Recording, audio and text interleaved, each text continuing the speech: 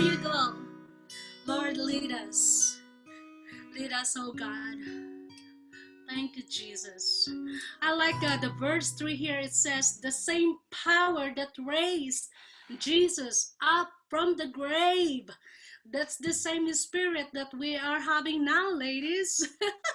The same spirit, that same Jesus that Paul said, Paul uh, lifted up the truth before King Agrippa, before the Sanhedrin, before the Jews, and before all the officials that time, Roman officials that time.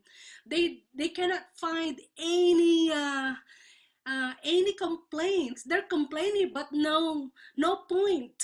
They cannot point him out to that. They want him just be out, but they don't have any reason. They cannot find any fault. The only thing that they are so mad, it's just because Paul said that Jesus is alive. This Jesus is alive. That there is a resurrection.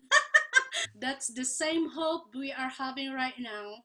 Uh, at the midst of this pandemic, we have hope, and that hope, his name is Jesus, and he's the he's the one that Paul was preaching, and he was the one. He is, he was, he is, and he is to come. Amen. Oh, that is so true. And the song we just sang, that's what this story is about tonight. It even started on the road, didn't it?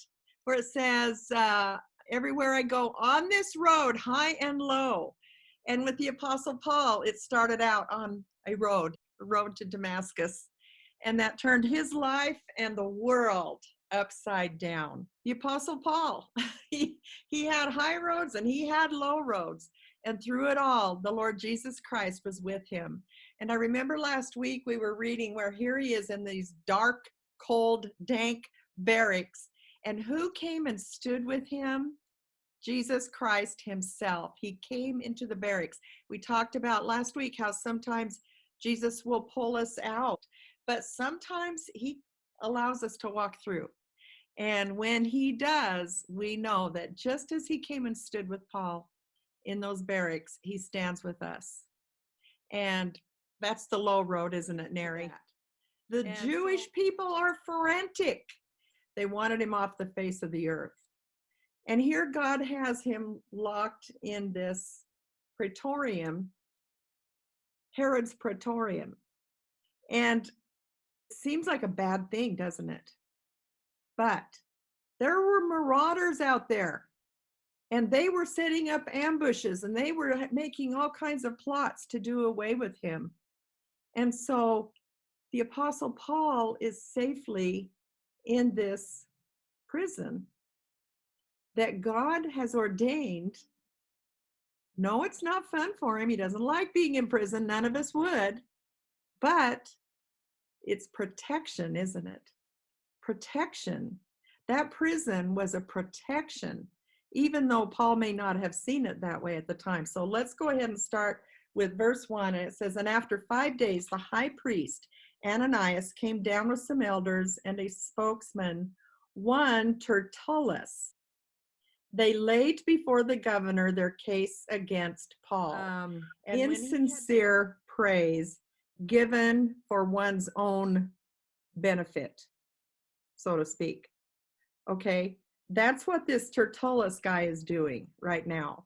Because as he says these words, I want you guys to realize that Felix was actually brutal toward the Jews. He was barbaric toward the Jews. He had ordered a massacre of thousands of Jews in Caesarea.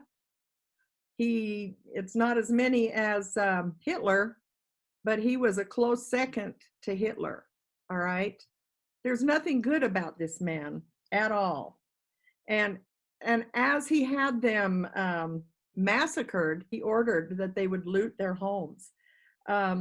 So know that he's done all this. And Felix himself knows he's done all this.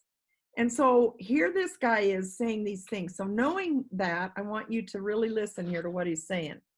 He says to Felix, he says, since through you we enjoy much peace, And since by your foresight, most excellent Felix, reforms are being made for this nation in every way and everywhere, we accept this with all gratitude.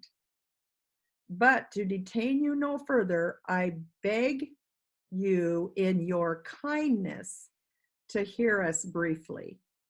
Felix must have been thinking, what in the world? What's he saying? And why is he saying all that? In your kindness? There was not a kind bone in his body. Not one single word that Tertullus spoke here is true. And everyone knows it. And he says, for we have found this man a plague, one who stirs up riots among all the Jews throughout the world and is a ringleader of the sect of the Nazarenes. All right, again, that's a lie. It's not true what he's saying about Paul.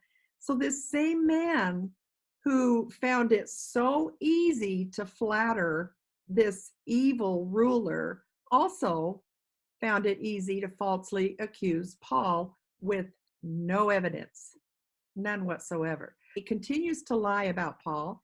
He even tried to profane the temple, but we seized him. By examining him yourself, you will be able to find out from him about everything of which we accuse him. And he knows he won't. He knows that he cannot possibly find anything. So in verse 9, the Jews also joined in the charge, affirming that all these things were so. Can you just hear their voices ringing in the chambers? Yeah, that's right. And then verse 10 goes on and it says, when the governor had nodded to him to speak, Paul replied. So finally, Paul gets a chance to speak up for himself. And he says, knowing that for many years you have been a judge over this nation, I cheerfully make my defense.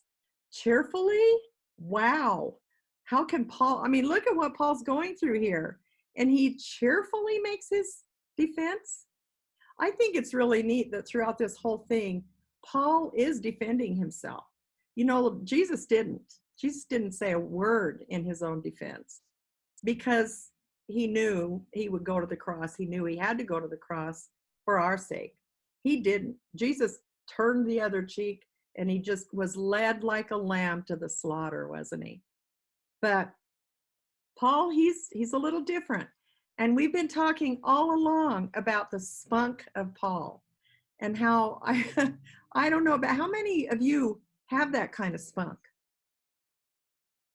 Do you, I would like to have it, and I pray I would have it. Hopefully God's grace would come upon me at the very moment I needed it. But I don't go out there, boldly proclaiming Christ and purposely irritating people. But Paul didn't care. Yeah, he was passionate.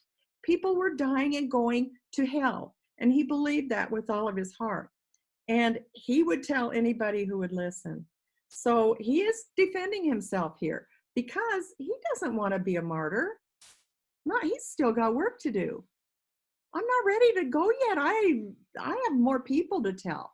So he goes on in verses 11. He's defending himself. I didn't do this. I didn't dispute. I didn't stir up a crowd, either in the temple or in the synagogues or the city. I didn't do any of that stuff. Neither can they prove to you that what they now bring against me. He says, but I will confess this one thing.